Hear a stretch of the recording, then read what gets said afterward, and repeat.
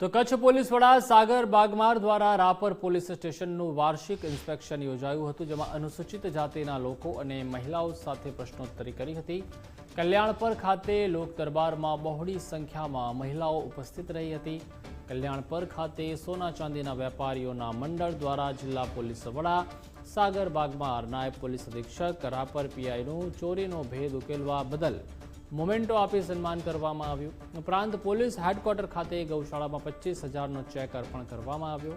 આ સમયે સોની સમાજના લોકો, સરપંચ તથા ધારાસભ્યના પીએ હાજર રહ્યા હતા।